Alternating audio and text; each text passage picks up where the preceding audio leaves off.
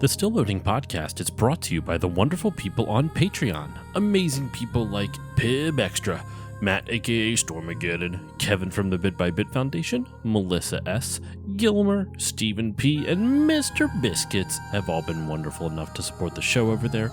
So if you would also like to get your name read at the beginning of an episode, along with a bunch of other goodies, go over to patreon.com/stillloadingpod and check out everything it has to offer.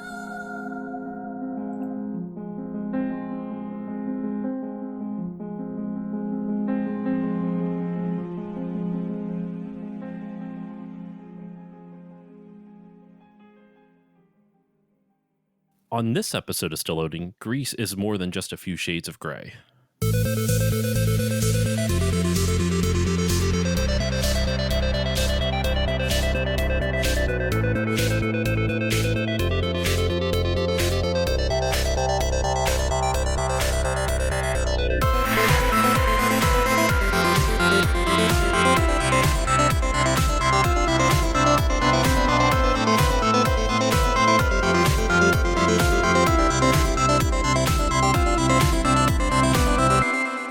Hello, everyone, and welcome to this new episode of the Still Loading podcast. I am your host, Josh Koval, and today's episode, we are diving into a world of different shades of gray, many different, and it's not the book. I just realized that was not intention there. Not the book. It's not 50 Shades. It's a very colorful world here, and we are here to talk about the game Gris. Which for those who don't know means gray in Spanish, but we're here to talk about the game Gris. And joining me today, first-time guests of the show from the No Small Games podcast, Kate Hunter and Emily Merritt. Kate and Emily, how are you both doing today? I'm doing great personally. Thank you for having us on the show. We're super excited. Hi, Josh. We're doing great. Super stoked to be here. I'm so happy to have you both on the show. I've been looking forward to this ever since we set this up. And like I said you guys saved my bacon on this for a little behind the scenes for the listeners. Sometimes episodes fall through last minute, and I have some wonderful people who in this community who come in last minute and help pull an episode together. And these two wonderful people here are just those people. They help put this episode together last minute. So once again, thank you both. We are here to talk about Gris, and I put I lit a beacon in the sky, i.e. known as Dave Jackson's Discord, and I asked who is a fan of Gris, and our mutual friend Matt Storm, they suggested both of you. So I want to ask both of you your personal histories with this. I will start off with you, Emily. What is your personal history with Gris? Yeah, so Gris has been on my radar for a couple of years now.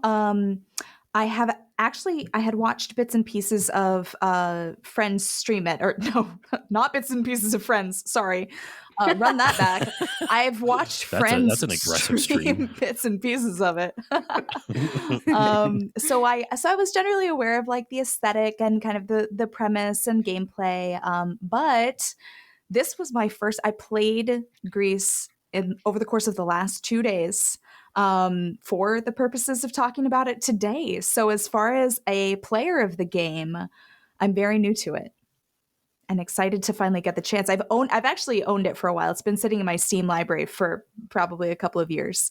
So I'm glad to finally have the chance to dust that off and check it off my backlog list. I'm happy I could give you the excuse to check it off your backlog list. Kate, what about you? What's your personal history and experience with Gris?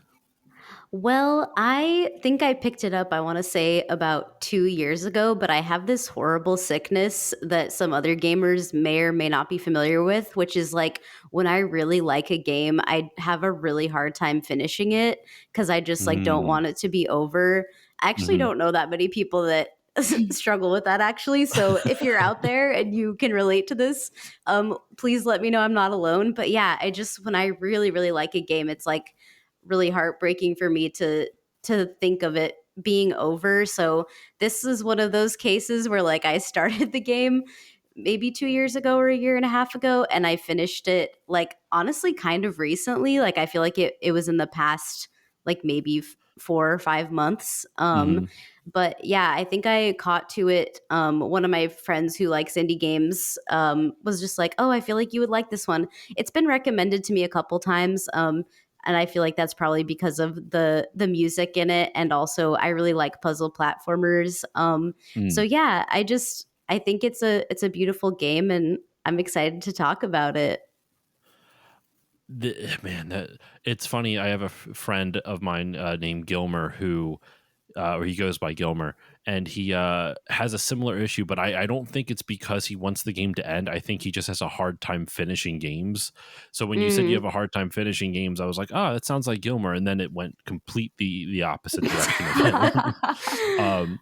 And when you said you started this a few years ago and you just beat it recently, it's not a long game, so you really stretch that out. Like it's a 3 or 4 hour game, so you stretch those 3 or 4 hours over a couple years. Well, that's true, but also like I've been gaming since 2020, and this is like the kind of game that this is, like the puzzle platforming. Mm. It is kind of at the time that I played was a newer sort of like mechanic, I guess, and genre for me. So Oh, okay. I know a lot of people talk about this game, which I'm sure we'll get into later, as being like too easy. But I think that that's like really in the eye of the beholder. So for me at the time in my gaming journey, this was a bit of a more challenging kind of game to approach. So yeah. Oh, see, that is something I was unaware of with because I was telling you both off mic. I listened to an episode of your podcast before this, so I was unaware you're relatively newer in coming to games and whatnot. Yeah, so I feel Okay, like that's cool.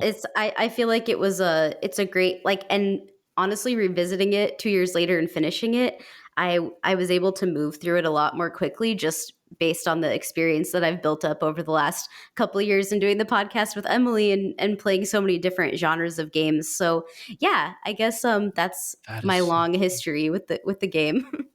That is so cool though because I feel like in a weird sense one of the things that people who have been gaming for a while lose is almost like when games are a newer form like art form or media form to somebody like you don't have that like vocabulary yet, you haven't built it up over time, and so a lot of the concepts that maybe someone who has played a lot of games would like, for example, my when I'm playing games and my wife is watching, she'll be like, why aren't you going down that hallway or something like that, and I'll be like, well, there's nothing down there because like intuitively based off of my experience of playing games, I most likely there's a more a higher probability of something not being there that I care about, right? And that's not Mm. you always a good thing though. Like that means that you're literally leaving out games because you feel like you already know what the game's trying to do. So when you're saying like you've been kind of going on this journey for recently, that's really cool to me because you're experiencing things in a way that like I don't think like and appreciating games in a different way than someone growing up with them would have. That's really cool. Thank you. Yeah, it's definitely and like I really am grateful to indie games, but also like people like Emily who we met, on Twitch when we were both streaming Animal Crossing back in 2021. But it's just really nice to feel like there's a space for me in gaming, and I feel like indie games in particular are a big, I guess, have the potential to be a big gateway for people to get into gaming. Absolutely, because they offer such a different blend of experiences than like than their AAA counterparts for sure. Um, Mm-hmm. for myself with Greece, I actually bought a physical copy. It's somewhere in my office here. I forget where I put it, but from Limited Run Games back when they were selling physical copies, and it actually came with like a cool art book and Oh, everything, neat. um, like a little small one. And the reason I bought it, I hadn't heard of the game before. I literally bought it because of the art style. I saw the cover and I went, "What's that? That's beautiful looking." Mm. And I bought it literally on a whim. And then when I went to sit down and play it for the first time, it I kind of had this experience once before when I was a kid, and I've talked about this on the pod before, but like the first time I remember seeing someone play like Mario 3, it blew my mind because it was like, oh, that's a cartoon you can control. Like that idea of being able to control the image on the screen with buttons and the controller or whatnot blew my 8-year-old mind. Like I could not wrap my head around this idea of like, what do you mean I can just play the TV? Like that's not how that works. What type of witchcraft is this? And then when I experienced that as a kid, and when I played Grease for the first time, it kind of felt like the logical conclusion of that playing a cartoon on the Mm. screen, because the artwork in this is absolutely stunning, and it really feels like a cartoon that you're experiencing, but that you get to control. Yeah, it really does. It feels like you're playing like a work of art in a museum, you know, like you're just wandering through the museum and pick up a controller and Mm. all of a sudden Hmm. you're in it and you're controlling it. And I love how the game bounces back and forth really seamlessly between moments when you're playing and these like gorgeous cutscenes that I feel getting to a cutscene Mm. kind of like elevates everything that you've done previously because it's just like it kind of washes over you. Hmm. It's awesome. Oh, yeah, the cutscenes are very cinematic. Yeah, and I think one of the ways they kind of achieve this, I did a little bit of research for this. I was watching, there's a video, I might include a link to it in the show notes, and if either of you are interested, I can send you a link to it as well. There was a YouTube channel called Video Game Animation Study, and they talk about the animation in Greece. And one of the things that's interesting is like they talk about how in like classic animation, shows would animate usually at 12 to 24 frames a second. And in games, obviously, it's different. Like a lot of games are at 30 or 60 in some of the older consoles, and then later on the newer consoles. Um, and Grease does a mixture of the Mm. two, and I think it actually works really, really well. The character Grease, the girl you play as, I'm assuming is her. Do you know if her name's Grease? Either of you? I'm assuming it's Grease. That's the only thing. What else would I call her? I guess you can name her anything you want, like in your head. I don't know. I have read some discussions of the interpretation of this game, and I think some people call her Grease, some people call her by her relationship type, like relative to the one other kind of character in the game. I don't know if I want to if like spoil that Mhm. yet, but Let's wait yeah, just a yeah. smidge on that, but yeah. Okay, so either the relationship to the other character or Yeah, just or like Grease. the girl, Okay, I that guess. I Yeah. the girl. That seems very like insulting. The She's just girl. the I'm just a girl girl. for such a crazy journey she goes on. But anyway, so she animates at 60 frames per second, but a lot of the background elements animate at the 12 to 24 that he Hmm. references in the Mm. video. And I think that That's does two cool. things, right? I think that does two things. Like one, it makes Grease stand out even more because she moves in a different way. Her dress flows naturally at a 60 frame per second pace type of thing. And then everything else kind of feels like it feels more otherworldly. And I think it kind of adds that foreign, it kind of makes Grease stand out while also adding kind of like that foreign ethereal feel to the game. You know? Mm-hmm. Yeah, I would agree with that because I feel like, yeah, because she could almost blend in really easily with the environment because she kind of does. But then I guess, yeah, Hmm. in those moments of movement, it's easier to spot her because the other things in the environment aren't moving as quickly. That's cool. I only took that real glimpse from the video. I didn't want to just like steal all of his points because a lot of it was very granular stuff. So if any of that interests anyone, I'll you know what, I'll include a link in the show notes in case anyone's curious. I'll have to put a note of that because I always freaking forget to. There's so many times on episodes like I'll put that in the show notes and then never put that Yeah, in the feel show that. notes. Uh, so especially if you ever don't go back to my older episodes, listeners, it's filled with me doing that like so many times. Now, a question for either one of you, I guess. Well, either I don't know who would want to answer first. Have either of you played Journey? I have not yet played Journey. That's on my list of like iconic indie games that I feel like I now need to like reserve a moment Okay. for. And what Yeah, about you, same. Kate? I Okay. haven't played either, but it is on our list of games to feature on our podcast one day. But I've listened to the Mhm. music of Journey a lot, and I Yeah, like it. Mm. And and I know we've Emily both has played too. Sky Children of the Light, which is sort of the spiritual successor of Hmm. Journey. Okay. Yeah. So the reason I ask, one, it's one of my favorite games. I adore that game for many reasons, but that is a direct inspiration for this game. Conrad Rosette, the the lead developer and the artist for the game, literally in a interview I found quoted saying, "Journey is one of the first games that with that artsy quality to it that managed to convey its meaning nevertheless, without the need to rely on more than visuals and music. Being the first meant it opened a lot of doors for us, creatively speaking." Um, and I could totally see that influence, like the fact that Grease doesn't speak at all. She sings, but but it's kind of more like chants as opposed to like Mhm. lyrics or Mm. melody or anything like that. There's a little bit of a melody, I guess. So I can very much see that, and I don't know. I Then it kind of leads me to think about the art style for this. How would Do either of you have any feelings on like how the art style like looks? Like I have a couple ideas, but I feel like I've been talking a whole bunch. Kate, do you have any feelings on like the vibe of the art style? Like any inspirations that you can see in it, or like what do you think? What's your thoughts on it? I mean, for me, it's pretty unique. And so, like, I mean, just compared to the amount of games that I've played, you know? Mm, So I don't know. I feel like it definitely stands out. And they're doing something really strong, I think, with the color choices and color palettes of each sort of level, I guess you could say. hmm. So, yeah. And I guess I like the way that they play with like darkness and light in this game. But yeah, I really liked what you were both. I feel like both of you were saying earlier. Maybe it was Emily talking about how it feels like you're playing in a museum or something, like you're looking at these like total works of art. Mm, The environments are just so like I guess what I'm trying to say is the environments are very specific to the world that they're trying to create, I think, in this game.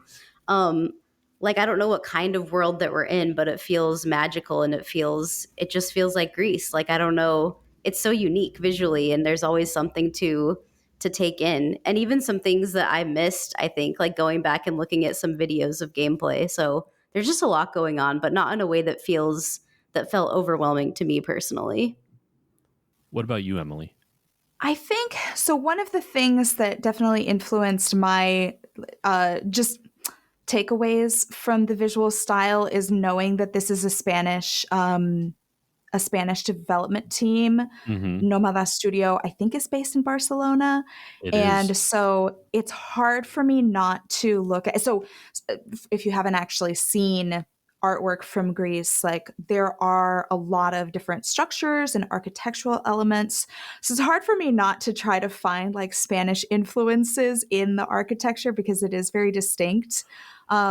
I feel like at least certain levels of the game feel kind of art deco to me because they're Hmm. like Mm, playing off really strong lines and sort of geometric shapes but also incorporating kind of natural elements.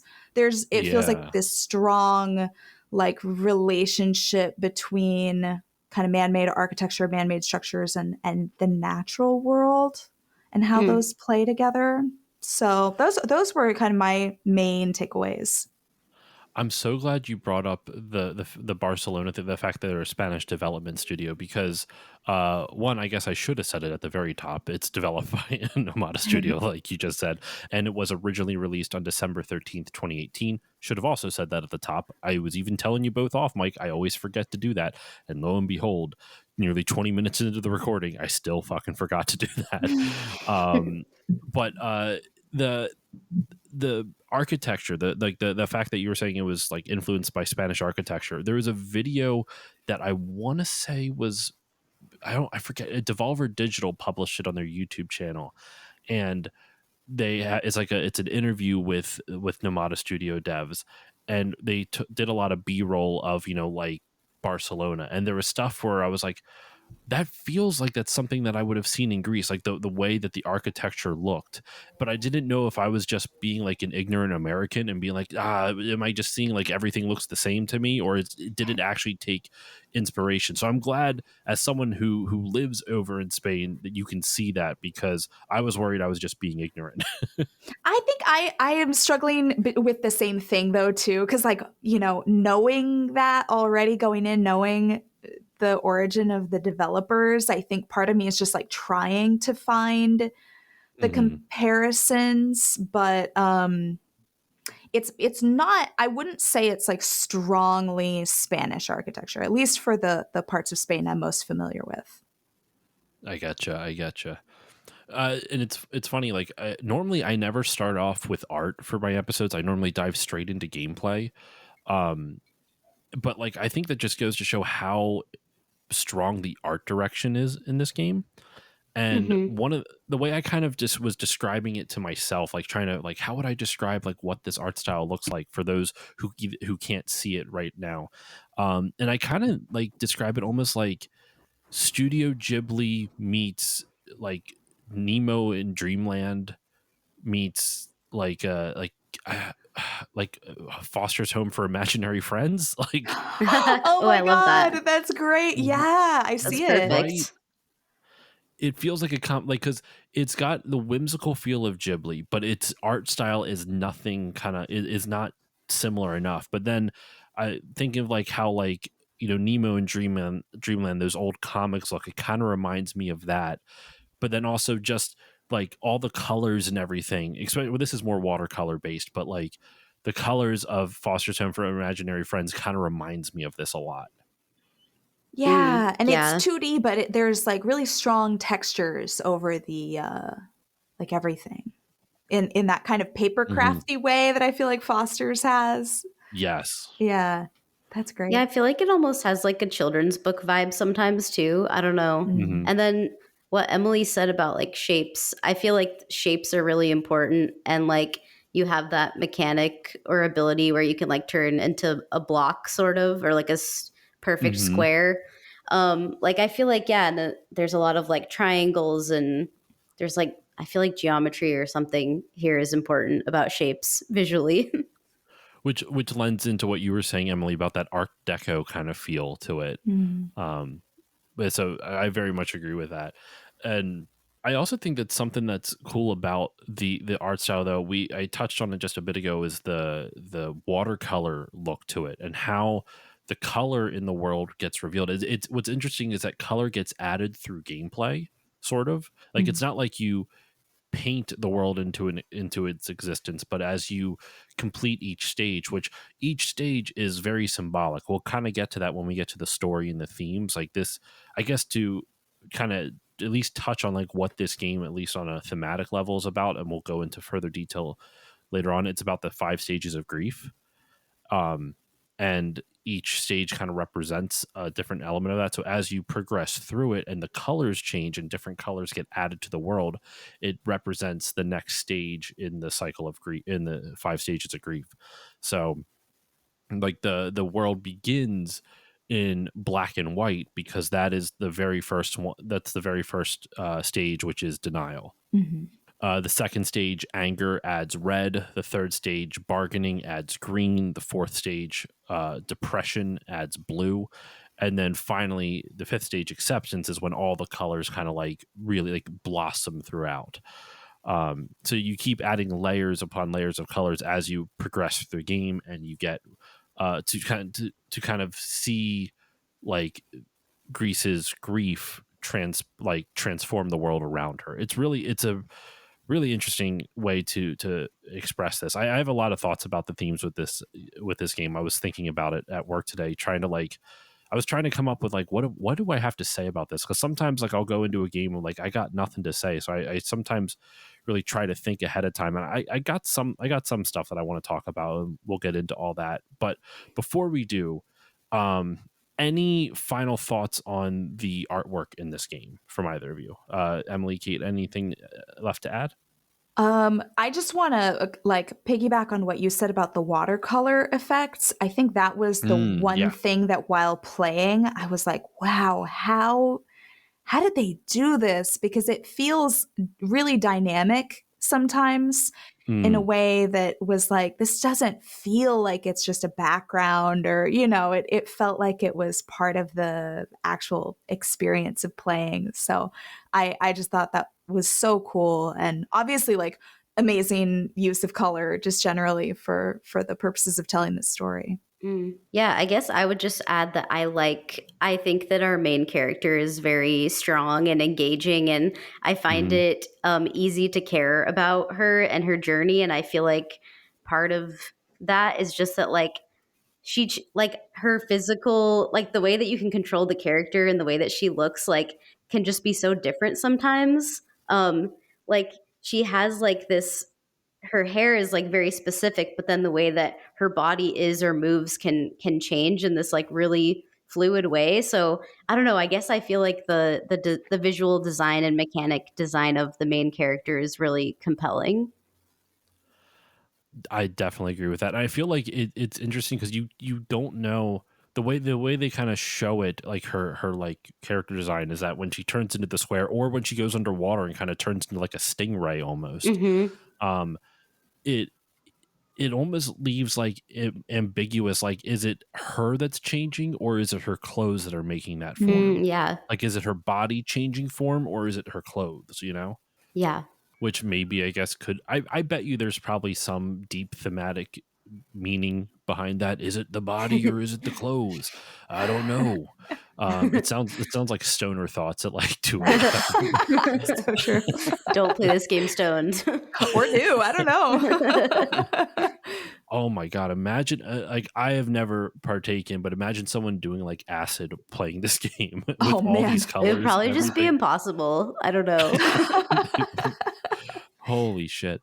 And I think it was you who said it, Kate. One other thing on the visuals, how cinematic it looks. Like I'm looking up screenshots right now of it, and like there's so many moments of like, like Grease on a bridge, and it's just this, the bridge is a silhouette and she's a silhouette and there's the bright sun staring right at it and it just looks so Oh, striking. yeah. Or anytime the giant woman statue is on screen is one of the most like like striking moments in the entire game. Mm, Mm. definitely. Yeah, I took so Just many beautifully cinematic. screenshots. Hmm. Most screenshotable game, like no contest. I Truly. have so many screenshots of this game.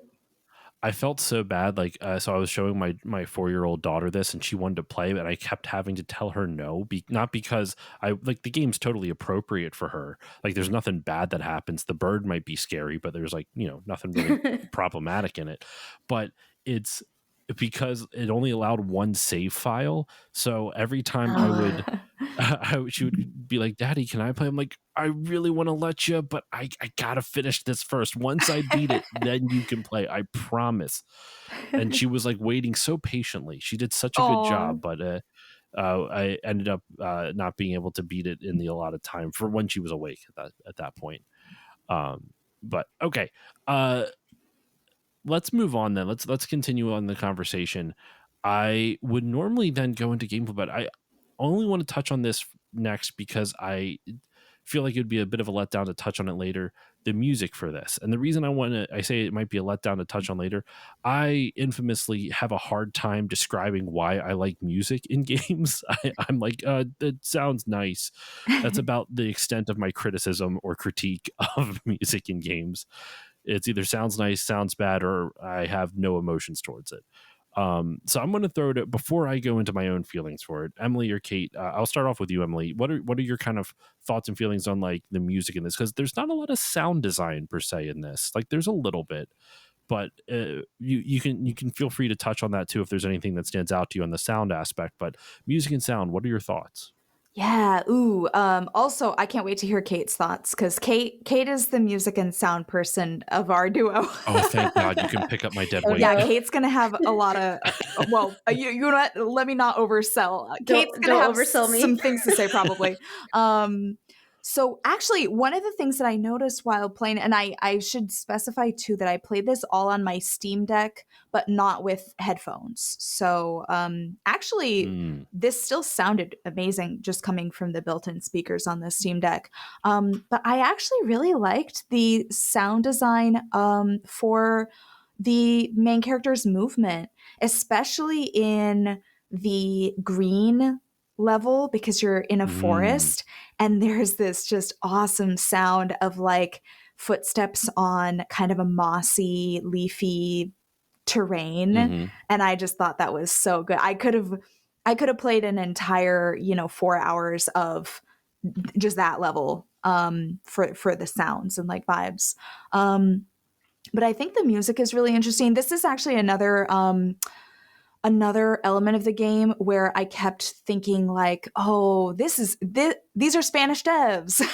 So, like in the red level, the kind of anger level, you have these like big bursts of this like sandstorm, and along with it comes this like organ music that sounded just like what you'd Yeah. hear in a cathedral, very like Hmm. reverberating and menacing. And even though gameplay wise, nothing really horrible happens to you during those moments when the sandstorm comes, just the music alone made it feel so um, abrasive and kind of scary and just really affecting, which I thought was really cool because I realized at first I was like, oh God, I really have to like, look out for these sandstorms. And then I realized, oh, nothing really horrible is going to happen to me, but it still feels bad. So I think that they matched kind of musical styles to these different emotional states really, really effectively. And then toward the end, when Gris kind of regains the ability to sing, um, she just the song that she sings is so beautiful and melancholic, and like it felt like it fit everything prior so well, and just brought the whole game together so well. So Hmm. I think that they blended the visuals and the music just absolutely perfectly. I'm definitely in agreement with you on that. Yeah. Before I go into my thoughts, Kate, what about you? What are your thoughts on the music and sound? Honestly, don't have that much to add. Like I definitely agree with everything that Emily said. I do really like the sound effects as well. Like that I love that like that sound that it makes when you turn into the block, or just like the sound of like yeah, rocks or architecture like crumbling. And I love all the sounds in the swimmy level. I love the swimming level. That's what I call it. Hmm. It just like It's one of it the few water everything. levels that works. So Yes, true. I love it. I love it so much. It really works for me. And yeah, I really like the sound effects, but I feel like Berlinist, they're the composers of the um soundtrack of the score, I guess. I still don't know Hmm. what people say in video games, but That's fine. anyway, Same they diff. same diff. They utilize strings a lot. Like I think they've got like a cello and a violin and viola, and it's very string heavy and not so much like drum rhythm heavy, which I think Hmm. really works for this game because I feel like strings can kind of give that like dreamlike floaty feeling in sound. When you hear something like drums, it's a little bit more solid, it's a little bit more grounding, but I feel like with strings it's just like you can kind of really go there with your imagination, and it can really like Hmm. for me anyway give a feeling of like I'm like floating or dreaming. So I think that they utilize the strings really well, but I'm also just a sucker for a cello and like a violin, like sorry.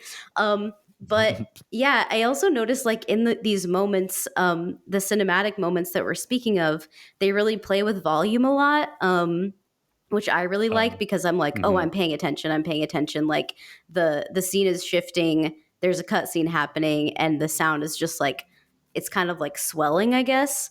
Um, but Emily was also saying something about yeah, like feeling almost like scared of by the music or like feeling like really intense. I think that they really do like evoke this feeling of intensity. And it's not like you were saying, Emily, it's not necessarily scary, but I think that their compositions are just so thoughtful, and it's really brilliant sound design like on a musical level because it all just makes sense. Like there's nothing in the world of the music that's taking me out of the game or making me feel like it doesn't work. Like I just think it works really effortlessly to support the visuals. So I guess that's all I would add.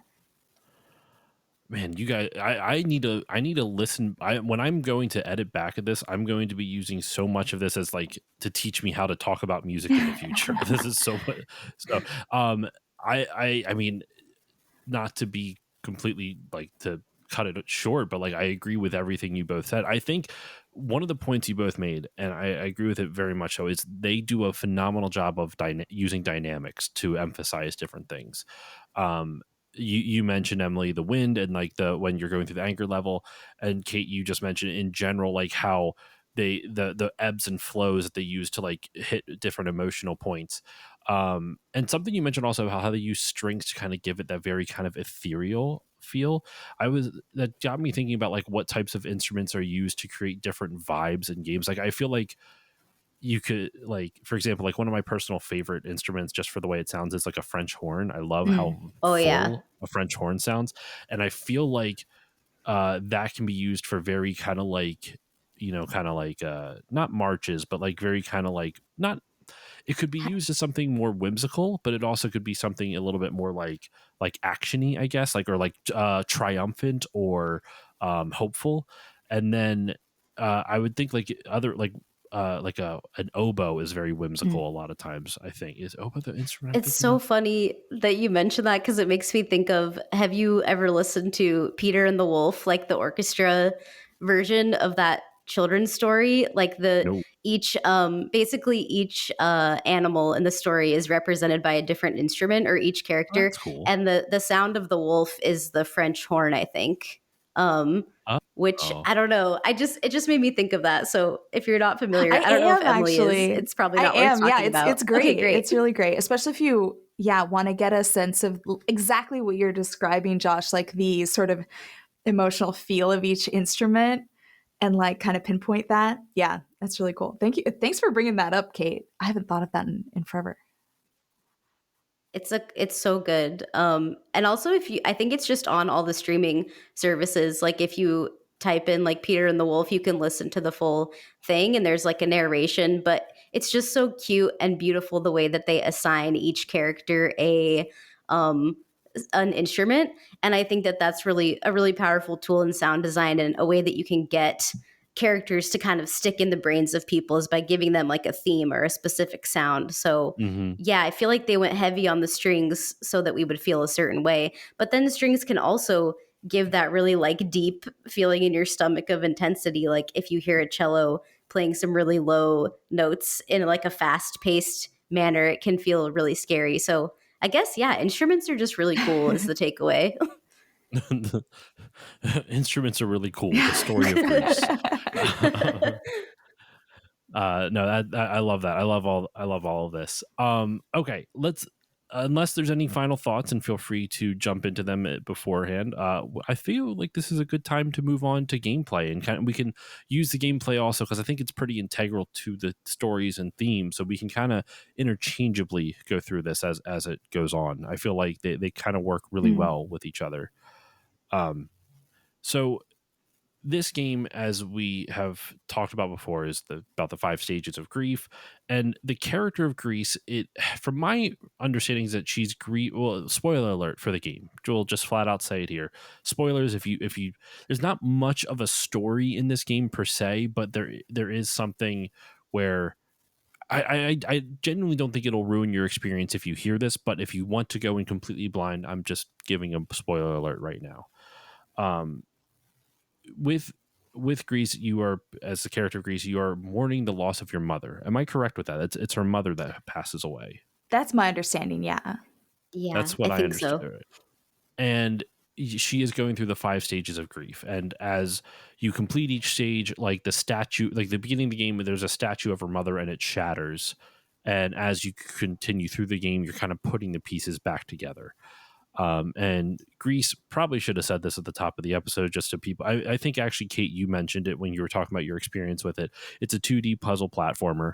Once again, being the professional podcaster that I am, listing stuff that probably should have been at the top of the episode midway through. But it's a 2D puzzle platformer, and you progress as you progress through the game. You get different abilities. Like as you go through anger, you get the first stage is just grief.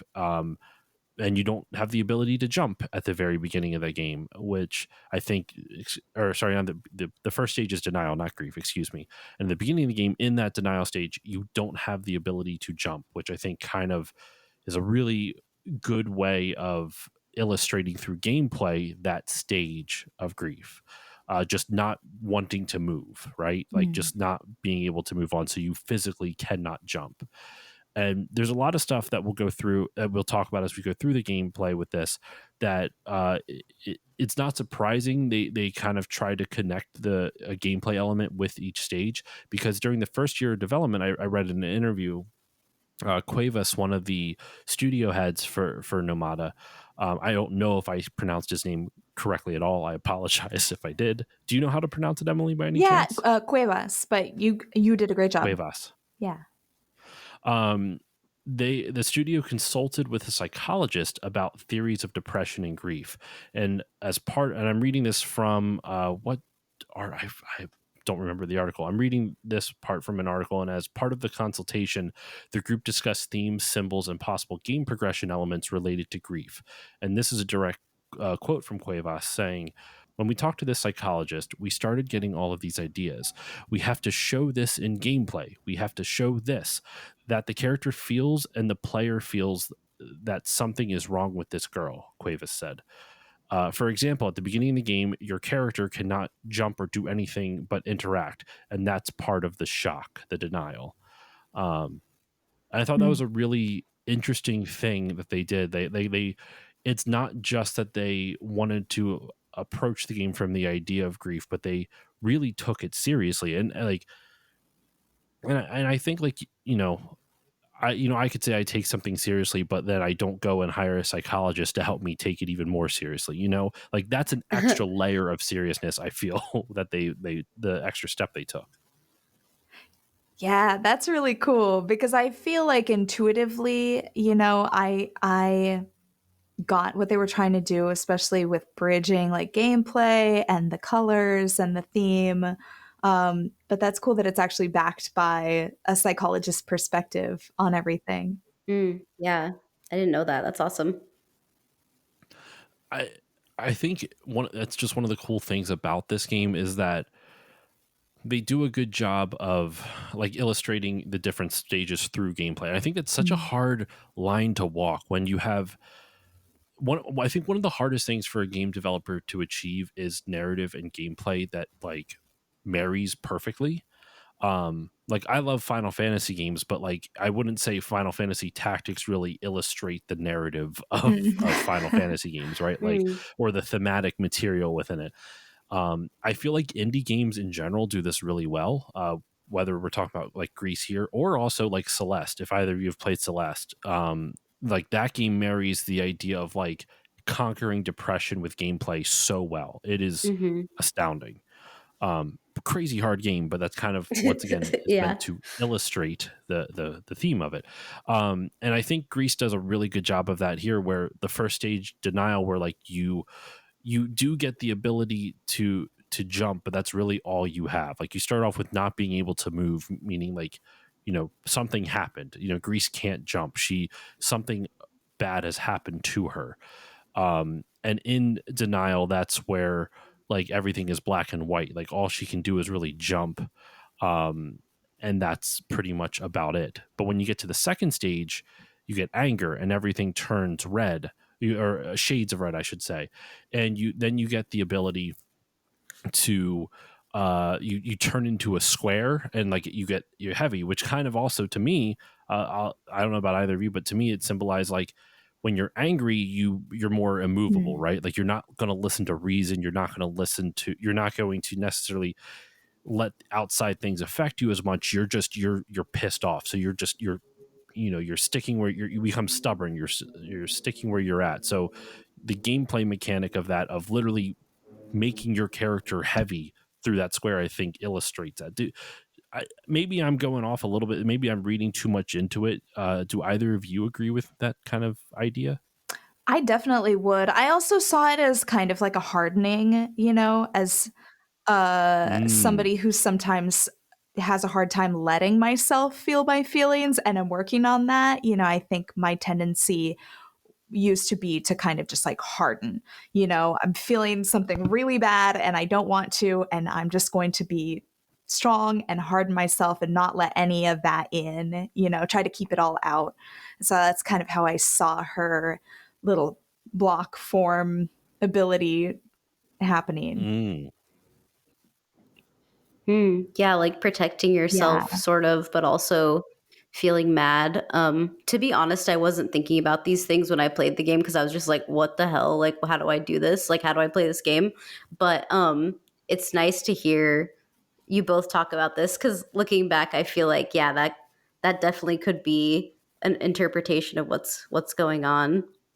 I also think that experience though is important, Kate. Though, like I think sometimes, especially like when I don't know, this is not every podcast does this or podcaster. I don't. I'm not. I genuinely am not pointing like trying to like imply anyone with this, but I feel like sometimes like especially people who look at games critically, whether it's on podcasts or writing or this, we stick our heads up our own asses a little bit too much, and we're like, well, I'm so smart because I'm reading stuff into this instead of just letting the game wash over you. Mm. Like, Yeah. like I do think there's space for all of it, right? Like criticism and critique and like discussing the thematic material and breaking it down. I love doing that. That's why I started. One of the reasons, and though I didn't realize it at the time when I started my podcast, I realized more in retrospect, it's one of the reasons I started this show because I love doing stuff like this. I love being able to bring on wonderful people like both of you to take a game and like really break it down in a interesting way.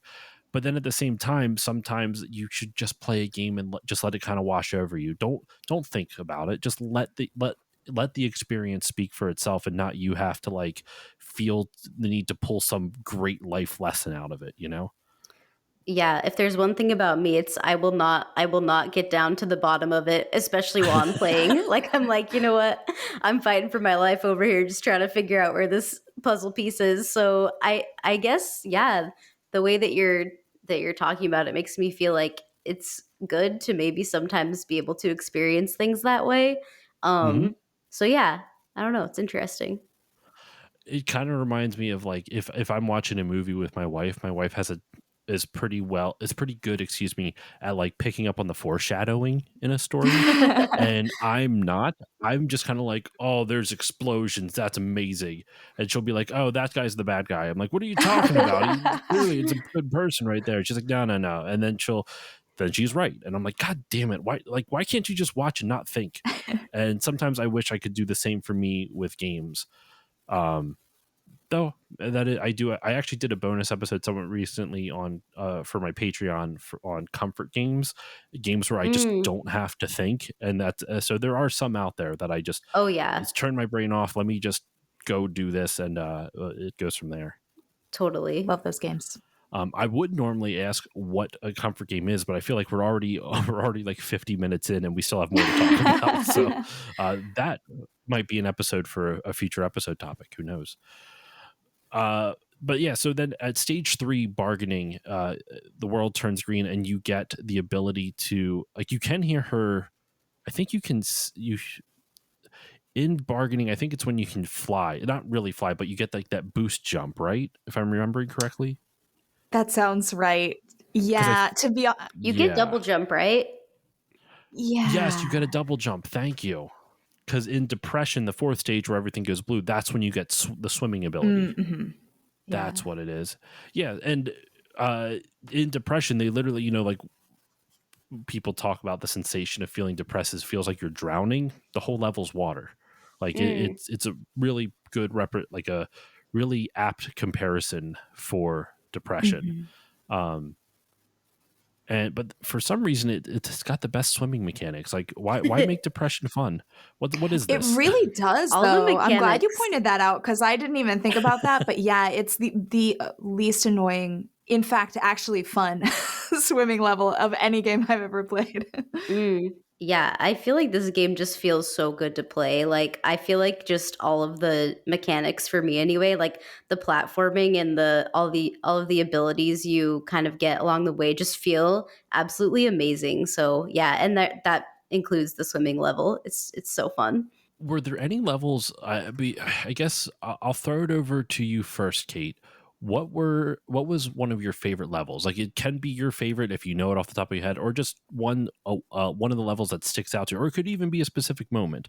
I'm semi vamping here to give you some time to think, but also because like I appreciate I. it. I also don't like the question, what's your favorite of something? Because that's so Mm, hard to nail down. I like so many things. I can't even tell you what my favorite game is. Mm. So mm. like That's why I'm more curious. Like, what are some of your favorite levels, or if you have a favorite, feel free to go into it.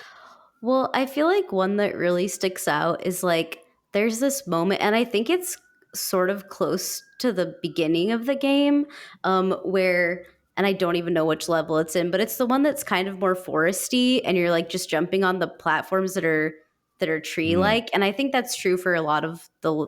I think that might be in a lot of the different levels, but yeah, there. I think it's in the second stage. So I really like that. I liked the more nature themed levels yeah. that have like almost like mushroom forest vibes.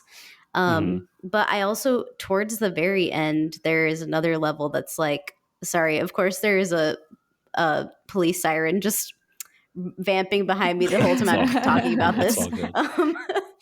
Uh, there's also a level or a part towards the end where things are kind of like mirrored, like you're jumping on you're jumping to a platform, but then you notice that the next one you have to jump to is almost like upside down. Oh Like that yeah. part really sticks out in my brain because I remember being a little bit frustrated, but also just being really amazed. And it's funny because I played another puzzle platformer not too long ago called Ibn Ob, and Ibn Ob does that same thing where you're like kind of mirroring you're kind of like mirroring or inverting when you're jumping onto different platforms. Mm. So yeah, I guess those are two that stick out in my head. I didn't explain them very clearly, but I hopefully you guys know what I'm talking about. Yeah. I know exactly what you're talking about. That I think what's surprising about that kind of upside down area is that's a little bit towards the end of the game. That's like I want to say, like it's in like stage 5 in acceptance. I want to say I believe it's after the water area, um, Yeah. and it's interesting because normally that would piss the shit out of me. Like I would be so mad. That's a weird expression. I don't think I've ever used that before. Piss I the didn't shit think out. about the Um, implications, but yeah. I know this got dark real fast. But it pissed the shit out of me. Normally it does. Normally that type of mechanic really drives me up a wall. And this it didn't though. It kind of like it was weird and foreign, and I think that was probably their intention. Mm. But it never felt like unfair, and I guess that's part of it. There's no fail state in this game. Like you can't, the only fail state is you quitting the game or turning it off, Mm. right? Like the game, you Yeah. can't die in the game, so that definitely helps. But even so, like even if something, you can't die or have a fail state, if it's not fun to control or play, it would still ruin the experience. And for some reason it's done in a way where like I feel like you're not in the upside down areas long enough to really have it detrimentally affect your Yes, experience. totally. And Because like, oh, sorry, go ahead. yeah. No, go ahead. I was just gonna say like, because in Ibn Ob, it's like the opposite. Like it is detrimental, and you can get so frustrated. But it's funny because now that I'm thinking of it, I would definitely like if you like Grease, I actually would recommend Ibn Ob. It is super, super like it's a lot harder in my opinion, but there I feel like visually it is actually quite similar, and even in the way that it feels to play. So for whatever that's worth. How do you spell that? Ib and Ob? Yeah, it's actually a co-op game, so you got to have a Oh, I buddy. see. Yeah, but it's really fun.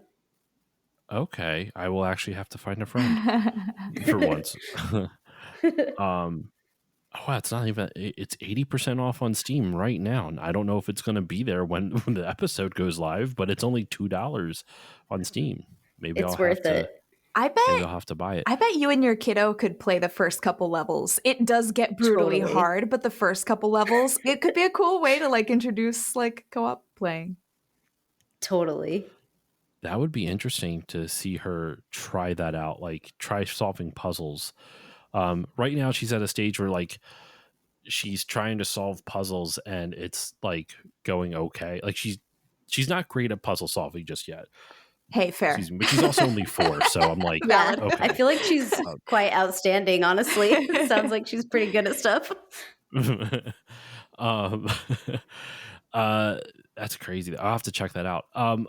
What about you, Emily, though? What are some of your favorite areas? Oh man, there are so many. I love the sections that Kate mentioned in the kind of forest level, especially with the trees.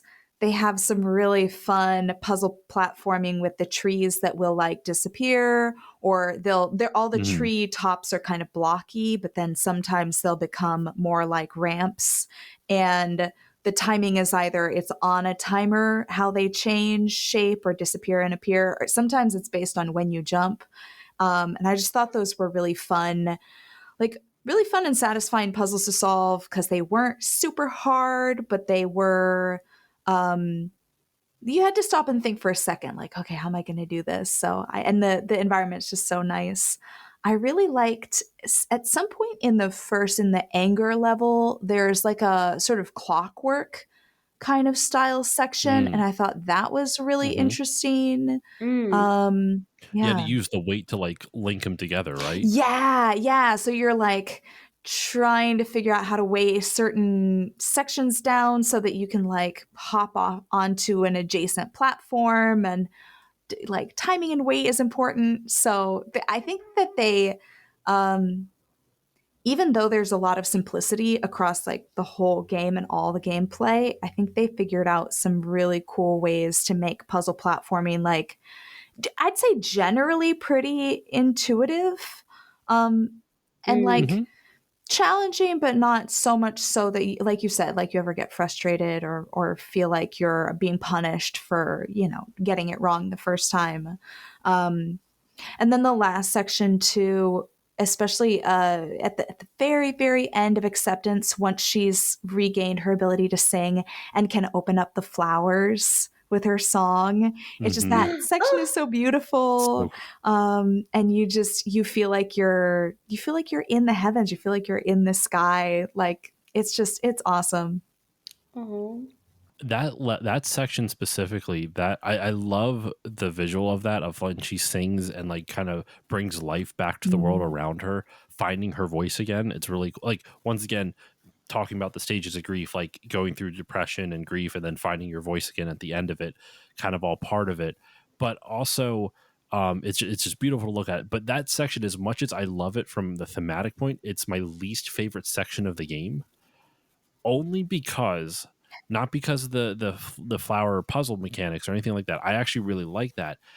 It's very confusing to Ooh, navigate so true. because they switch you to upside down and all this other stuff. And I remember I got to the very end of it and I was missing like two of the stars. And I guess we haven't touched on it yet, but one of the kind of like the gatekeeping mechanic in this game of like making sure you get to, like, you get you can only progress in the game once you collect a certain number of these little things that looks like stars, pretty much like constellations type of thing. Um, and once you collect enough, then you get to this kind of like hub center, and it will either unlock an ability if you have enough, and once you get that ability, then you can continue through that area of the level and get more stars. And then when you get back to kind of like this, the hub center where all the different levels kind of stem, ebb and flow from, they go up into the sky, and it creates this like this line of stars, which is really cool.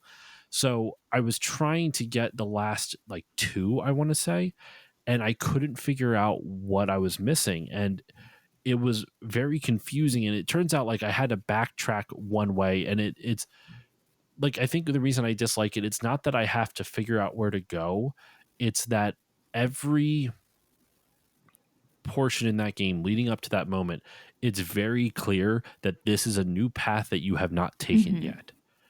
And in that final section, it's not clear at all. It feels like I'm going back. It feels like I'm backtracking, and I have suddenly kind of lost my, like, where, like, lost my sense of location. I think one of the really interesting things about the way Greece lays out its levels is that because you kind of have like this hub area, sort of like after you go through the black and white denial stage and you end up at the hub area, and you travel down, I think you travel down to get through like anger and all this other stuff.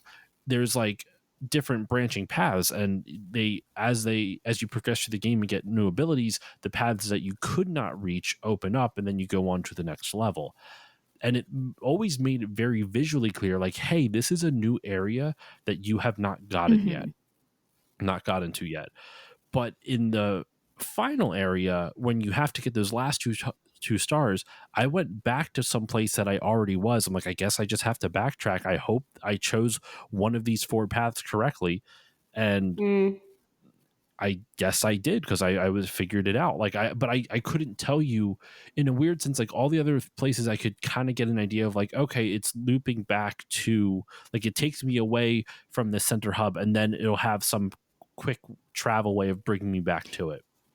And so it always feels like you're looping out and back in towards the center. Like you're always bringing it back to yourself, kind of thing, trying to, in terms of the stages of grief, it's like Gris is bringing all these different experiences and grief back into herself so she can build herself up and get out.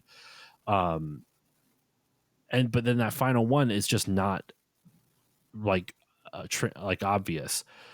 Maybe that's like intentional with all the themes. Like, it's not always going to be clear and obvious how to like work through the grief that you're experiencing, because grief is definitely not linear. Like, it's not going to be like a game where you can just circle and loop back in, but it just felt kind of weird to throw that in at the very last minute. I super agree with all of that. And it's funny because there's something about so there's like the main hub world, and then there are these sort of mini hub worlds for each area. And something Hmm. about that level design gave me kind of like Metroidvania vibes. A little, yeah. And so I think that gave me anxiety at first around like, okay, I have this path and this path. I can't tell if the one is like the critical path, and like I don't know. And then really quickly I started to discover that any path I took, it seemed like that was kind of the right way to go, and it would just eventually, like you said, bring me back to where I was supposed to go. And then I didn't really have to spend a lot of mental energy like trying to remember where I had been or which path I had taken. Even though it felt like there were a lot of diverging choices, it actually was a pretty linear experience. But then I agree, at the very, very end, I did get a little frustrated with trying to figure out, like, where have I been? And there's no map, which I think is good. I think that the game would have suffered a little bit if they'd try to give you a map and Mm. everything. But at the same time, I was like, oh no, I felt deeply lost a couple of times at the very, very end. Mm. Same. And I would say that's really my only big. I'm in agreement with everything you said. I think that's really my only big criticism of this game. I do think, on a personal level, as I loved the gameplay of it, it was very simple but beautiful, and the puzzles were, I thought, like an appropriate level of challenge. I think the game, it doesn't go too long. It doesn't wear out its welcome. But how can I put this? I think the emotional experience for me didn't quite hit as hard home as it has for other people. And that's not necessarily a criticism of the game, because the game can't dictate how you feel, right? Like, I mean, it can try, but um I've seen so many people have like these really like profound emotional moments playing this game, and it didn't really hit me in that way. Like, I don't know if it's like I haven't suffered enough grief. I don't I don't know, but it's weird to say that that part didn't land for me, even though I don't think that's really a criticism of the game. That's just me not having the emotional reaction that maybe other people might. Um, Something that I want to touch on real quick, though, about just thinking about the emotional reaction. I've been thinking about this a lot with like games, especially watching my daughter play games. Like I've said, she's 4. She's been playing Astrobot, which has been really cool. Uh, I remember growing up, like games were always, that thing, like, oh, games will rot your brain, and it was always kind of like this looked down upon thing for so long. Now it's much more accepted. But one of the things that I remember like learning, like one of the benefits that I always used to like defend games to people who are being dicks to me about it, um, was that games give you an easy way to experiment and try and fail in a safe place, Mm. right? Mm. And you always you talk about like the challenges of games, right? Usually it's like, Mario or Donkey Kong or whatever it is, and it's usually like a crazy hard platformer or some type of challenging game, and it tests your patience. It might test some of your twitch reflexes and your hand-eye coordination, or maybe your like timing skills and all that other stuff. And I that's very true. Like, it gives you a safe place to try kind of like these challenges. What I think games like Grease, and we talked about Journey earlier on, and other games like it that kind of focus more on an emotional narrative, is that games like Mario and all that other stuff give you a safe place to fail and try again, in almost like a athletic is the wrong term, but a more like action oriented type of way, like a more of like spacing and timing, and also determination to an extent. I think games like Grease and whatnot give you a safe place to fail at an emotional level in some way, Hmm. where Grease gives you that element of like being able to feel these emotions in a safe space. Like, there's no outside trauma triggering you, hopefully, but that's on a person by person basis, of course. But in general, like, it's not like showing you horrific things. It's giving you an emotional experience for you to apply your real life to it, and be in a place that you can protect yourself, or like fail at something, or like go through an emotion in a safe way. And by, even with Greece, like going through using psychologists to kind of like work through it, maybe that can even be used as a therapeutic type of thing. um and I think that's kind of interesting, like seeing games like in some aspects give you places to fail on almost like a technical skill level, and determination is an emotional part that would go into that. But I think games like Greece expand that idea. It's not just determination, how strong-willed you are.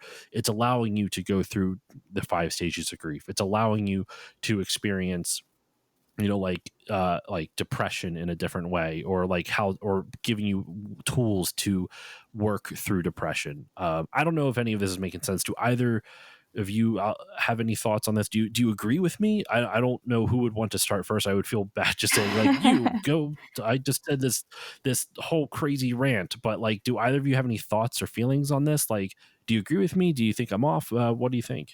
I I totally agree. And Kate and I have talked about this a little bit in the past because I think, as we just look at a lot of games all the time as you do, I'm Yeah. sure, to like figure out what we're going to cover.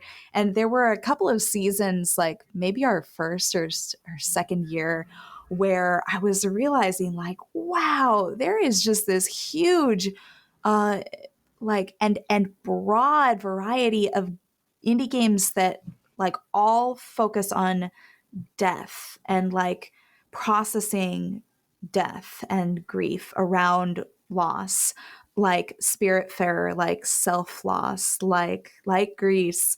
And it really hit me like that's so interesting. And I do think that games are this really amazing like tool and sandbox to kind of like, I don't know, like take out almost and examine your own feelings around death and loss and grief in a way that's maybe not quite so personal and like maybe not quite so vulnerable that it's going to be as painful as it might, if you kind of take out your Hmm. grief and put it on this character who's maybe going through something like similar but in this magical world, or where you can like distance yourself a little bit from it.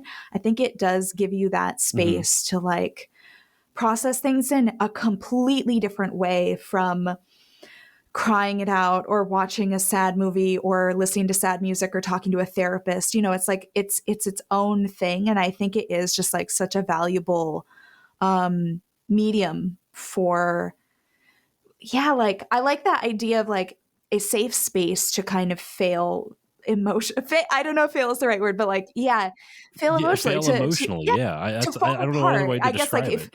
yeah, maybe falling apart is like the emotional equivalent of failing. But yeah, to like to not have to be strong, to not have to put on a good face, to just and to not feel. I think a lot of times we feel bad for feeling certain ways, and I think games are a Yeah. great way to like take the feeling outside of you and not feel bad about it and just kind of look at it and play with it. So I completely agree with everything you just said. Yeah, and you can be like, it is different than other mediums in that way because you can interact with it and you are part of it.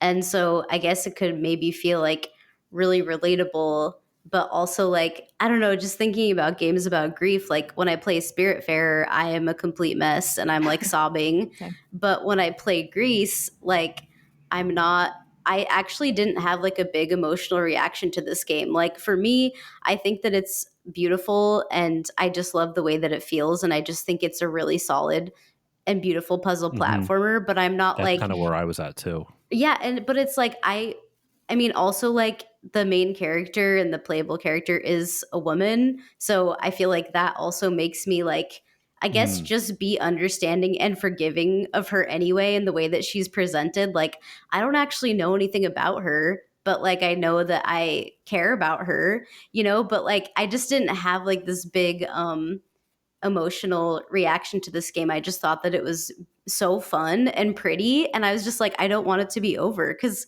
I really just like the way that it feels to play. So, but yeah, as you were both talking, the game Vampire Therapist came to mind because, like, yeah, games can really give you that very specific experience, like moving through grief or, without like making it feel like it hits too close to home. So yeah, I don't know, in Vampire Therapist I was definitely like, oh, I see a lot of these problems that these clients have that I also have, but it's not making me like, it's not like derailing my day or anything or causing me to like slip into some crisis, Yeah. but I'm just able to think, like, show up for myself like more thoughtfully, I guess, which is cool. So it's such a specific uh an interesting medium to be able to experience yeah, some of these feelings and topics that come up. Like, so yeah, I guess that's all I would add.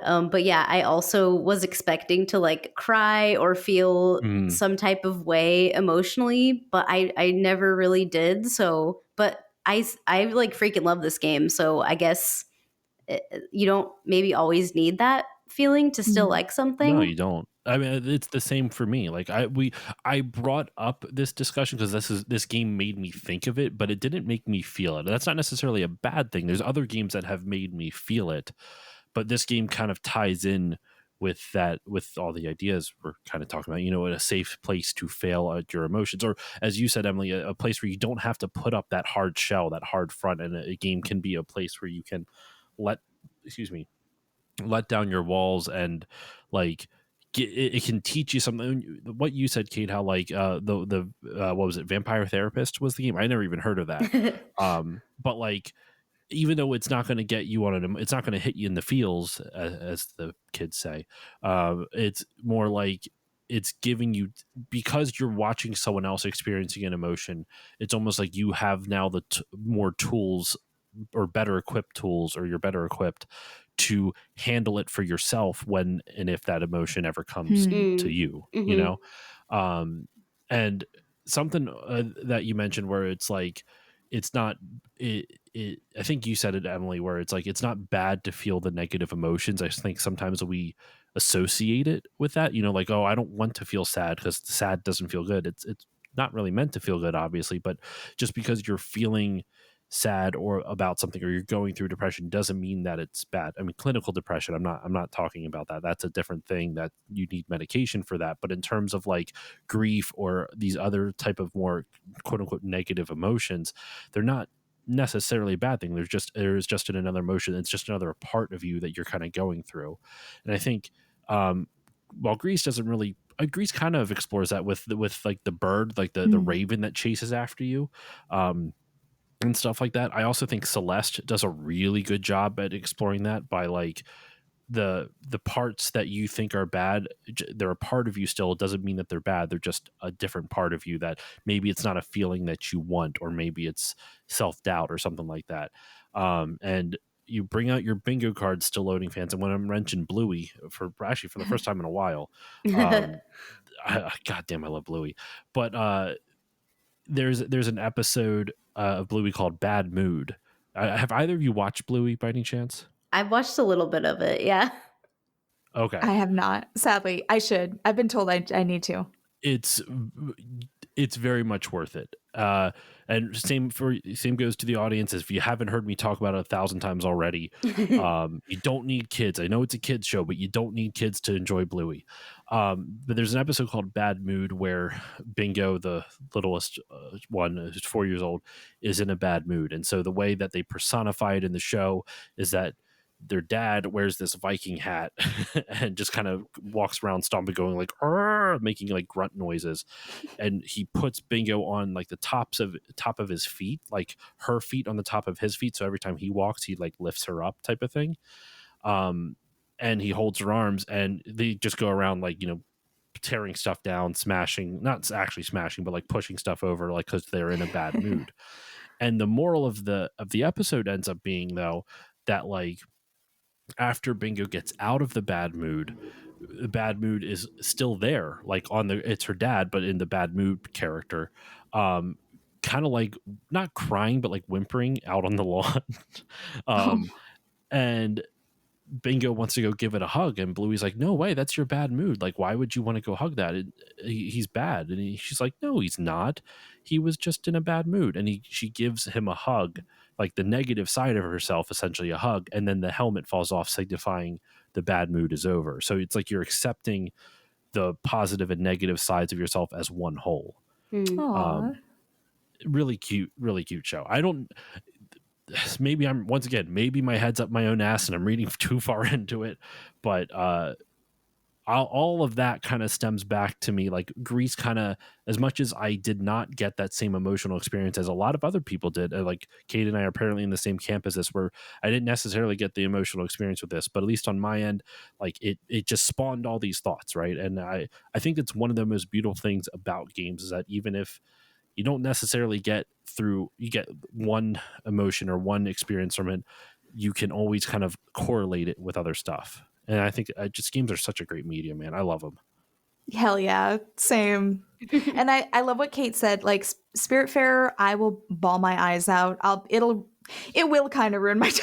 I'll be a mess for the rest of the day playing Spiritfarer. But I kind of felt the same way with Grease. Like it was like the music was affecting at times and stuff, but I never felt like it was helping me kind of experience or simulate like the feelings of grief. But I think I'm sure it does for lots of people. And I think, like you're saying, games are so cool because there's a game out there for everybody that is gonna make them feel something really powerful and, like kind of an analog for grief or sadness. So, yeah. Yeah, that's interesting. I was really curious to hear, Emily, if you ended up like having a big emotional reaction to this game. Because, yeah, I feel like this take on grief or like potential interpretation, like I think they're giving a lot more room and it's a little bit more abstract and open-ended than something as specific as Spiritfarer that provides you with like real life examples and details of like losses and grief that people have gone through. So yeah, I think it's really cool that people did have that reaction to this game. I guess I'm a little jealous, not like jealous, but like I just like wonder what that might feel like to have that kind of an emotional reaction to this game, because I definitely didn't get it, but like I said, still a really enjoyable game, and I'm happy that a lot of people are getting something like that from it. And I think like something with like I mean I wouldn't feel too bad about not getting an emotional reaction from it, because I think something that like I've been feeling this. I'm in my mid-30s now, and as I'm progressing through middle age, I'm realizing more and more a lot of times like stuff that didn't used to make me emotional now does. Like if you like ever since I became a dad, this is cliche, but like if I watch something with a kid in a movie or a show or a game or whatnot, it hits me in a completely different emotional level than it did before. Like I'll watch movies I've seen 1,000 times, but now that I'm a dad, this moment hits in a way I wasn't expecting it to. And so sometimes I think just because you don't feel something in the moment in a piece of art, doesn't mean that it's wrong. It just means you haven't had the life like a specific life experience that would then be able to connect to that piece of work to your life, you know.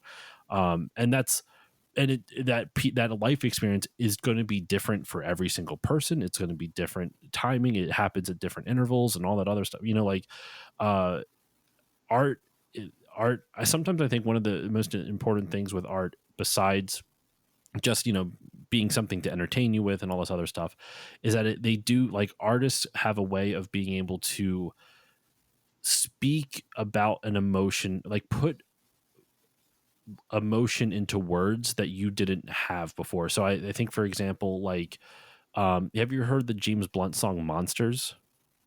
I don't think so. No.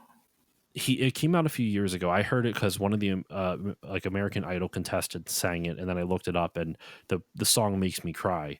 But the whole song is about um, coming to grips with your parents' mortality and realizing that, you know, they're not going to be around forever. And you know, you asked me 10 years ago to hear that song, I'm like, oh, that's a nice song, but it wouldn't really like register with me. But now my Mhm. parents are getting up there in age, so it's becoming a lot more tangible. Like that, suddenly that emotion is now like, I've had the life experience now where that means something to me now.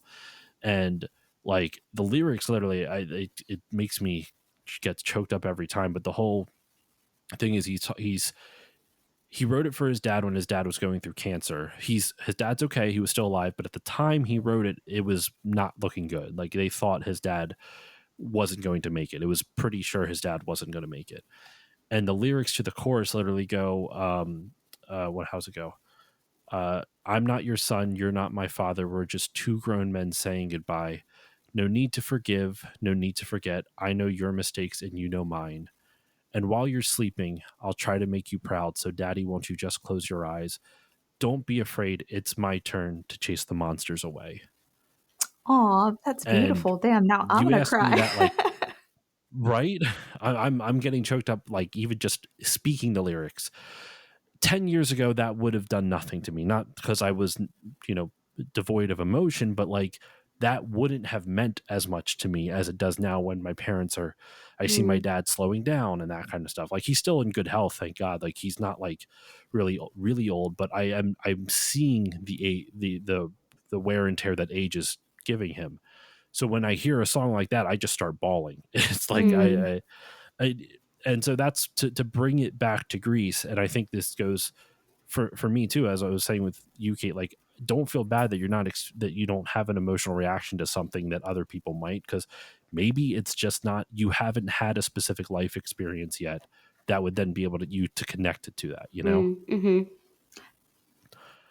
That went places. Wow.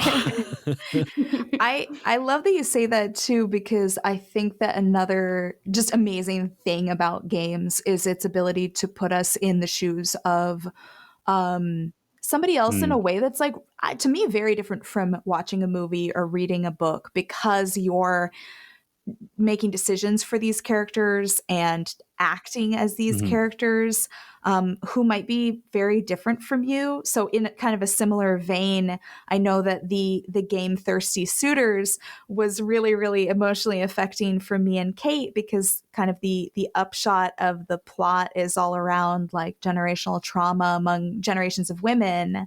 And I think that mm, I'm sure that hits differently for different people, but at the same time, anybody playing it can get a window into Mhm. what that looks like. And maybe moving forward, we'll exactly. kind of have moments where maybe we're not even going through the same things as in Greece, or maybe it still doesn't quite hit the same way, but I don't know, maybe we'll notice moments like, oh, I identified that feeling or this experience because I played this game. Mm. Love that. Yeah, that is a really good point, Emily. Like, just whether it's just being able to identify something after playing it, or just living in someone else's shoes. That's really, yeah. Man, I don't have much else to say though. Like, I feel like this episode went places, and I couldn't be happier with all the different places that it went. I think to kind of start closing this out, final thoughts on the game, right? We've touched on the themes and all the things that it's kind of making us feel and think about, but like, final thoughts on the game here. I'm going to start off with you, Emily. How did you or what are your final thoughts on Greece, or any final comments or observations you'd like to make? Oh man, I think just this is truly one of the most beautiful games I've ever played, visually and auditorily. It's a great package. It's also a perfect length. It, like you said, it does not overstay its welcome. Like Kate said, it feels amazing to play. It really is just like such a lovely moment, and I can actually see myself, partly because it's so short, I can totally see myself revisiting this, which I say often, but don't do often in this I feel podcasting you on space that. we're in. But I actually think I might with Grease. So, and that says a lot. Mm. Absolutely. I'll go next real quick, so that way, Kate, as a guest, you can have the final word on it. Don't let that weigh on you, though. It's no big deal. um, I was just going to keep mine short. I'm in agreement with you, Emily. I think this game's beautiful, both auditorily and visually.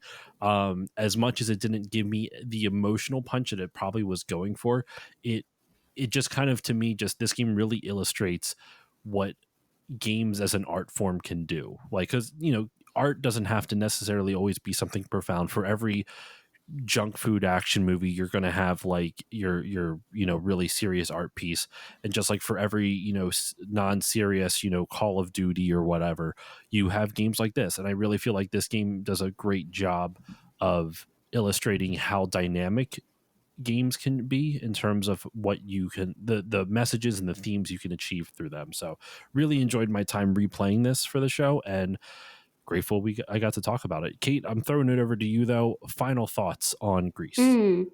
Yeah, I guess my final thoughts are just like, I definitely agree with what you both said. And I'll just add that, like, if I think it's a fantastic, like, offering in the puzzle platformer genre. It's really great. Like you pointed out, you can't die in the game. It's just like, it's removing a lot of barriers, I think, in that sometimes come along with this genre of games, I guess. So I think that anyone could really have a chance to enjoy themselves if they picked it up. And, like we've all said, like maybe the three of us here didn't have like some big emotional reaction to it, but it sounds like we all overall really enjoyed it. So I guess, yeah, I can't really see any reason to not recommend it to anyone, or at least checking it out. And it definitely is one of my favorite games, and it's nice to be able to talk to both of you about it, because I've never talked about it before, like on a podcast, and I just played it by myself, so I wasn't on stream or anything. So it's nice to get some other people's thoughts on the game and just talk about how beautiful it is. So yeah, I really like it, and it's been great to kind of, I guess, bring it back to my attention and the forefront of my mind. So yeah. Awesome. Yeah, this was a wonderful conversation. I'm so happy that we got to do this. So let's wrap up this episode. This was awesome. So for my listeners, Kate and Emily, where can the good people find you online? What would you like to promote? They've listened to us talk for an hour and a half, and they should definitely listen to more of you both talking. So where can everyone find you online? Emily, we'll start off with you. Yeah, so you can find No Small Games on all the major podcasting platforms and some podcasting platforms I've never heard of. So go check out No Small Games. We cover indie games exclusively. If you enjoyed this chat, I feel like we have a very similar conversational style to you, Mm. Josh. So if you want to hear both of us laugh and cry sometimes on the show, we get very silly and also very deep. You can find us also at nosmallgames.com, where we have all our episodes and indie game articles, reviews, all that good stuff. Sorry, Kate, I stole your section of the intro of No Small Games. It's totally fine. I'll toss it over to you for socials and stuff. Anything I forgot? No, I think that's great. And yeah, you can find us on Blue Sky and Instagram at No Small Games. And yeah, our website is a great archive of all of our work, of reviews and episodes. And basically all of our content lives there. So plenty of places to check us out. But if you feel like you want a really big picture, nosmallgames.com is great for that. And I will also just add that Emily and I are both also on Twitch, and we also have our individual social channels on Blue Sky and Instagram, and I am Cater Blossom in all of those places on Twitch, Instagram, and Blue Sky. And Emily? I'm a specific egg on Blue Sky, Instagram, and Twitch. And I play a lot of the games that we cover on the podcast on Twitch. So, yeah. And just thank you so much, Josh, for having us Yes, on. thank This was you. such a lovely chat and such an awesome opportunity to go visit this game that has been on my list for so long. Yeah, thank you, Josh. No problem. It was my pleasure. And thank you both for coming on the show. Listeners, please go check out all of the work. I will include links in the show notes for you to check it out for easy way to get to it all. For myself, you can follow me on Blue Sky at stillloadingpodcast.com, on Instagram at stillloadingpod, Twitch at stillloadingpod, technically on Facebook, but it's just a repeat of Instagram, but that's all over. That's all the social media I'm on. If you want to support the show, the easiest way to do that is give it a 5-star rating or review on whichever podcasting app you use. It helps more people find the show, and it pleases the algorithm gods or something like that. I hope. Maybe, I don't know, just try it out anyway. We'll see if it works.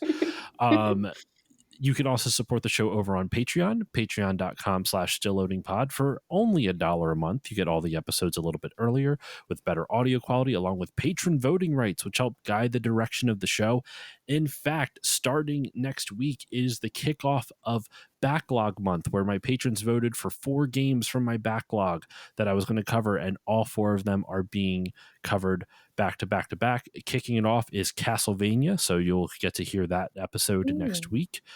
So that's all at the $1 level. You can get all that stuff for just $1 a month. For $3 a month, you get all the stuff I mentioned prior, all the previous year, plus patron shoutouts, which you heard at the beginning of this episode. For $4 a month, you get the previous 2 tiers plus 2 mini bonus episodes every month. And for $5 a month, you get everything. All the previous stuff from all the previous years, plus access to my monthly movie podcast, which this episode's coming out in September, so it'll still be going on. It is still Family, my monthly Fast and Furious movie podcast, where all the guests who join me aren't just friends, they're family. And once that's over, Sorry. That's okay. Thank you. Once that's finishing up in October, though, so we've covered all 10, the 10 mainline Fast and Furious movies and Hobbs and Shaw, and I've done all the Nice. James Bond movies as well. After that, though, listeners, we are jumping into the Henson Library. Me and Doug Leaf from Nostalgia Arcanum are going to be doing all the Jim Henson movies. So it's going to be the Muppets, Sorry. it's going to be Dark Crystal, Labyrinth, all that stuff that Jim Henson worked on. And I have no idea what I'm going to call it yet. Still Hensoning, still Muppeting. I have no idea, and I don't have a clever tagline like I do for the other ones yet. But that'll come on soon enough. So that's all over at patreon.com/stillloadingpod. So a lot of content all the way over there for you. That's it. That is all the time I have for you on this episode of Still Loading. Thank you all so much for listening. Emily, Kate, thank you once again for joining me. Thanks, you. Josh. And with all that said, listeners, I will see you all next time.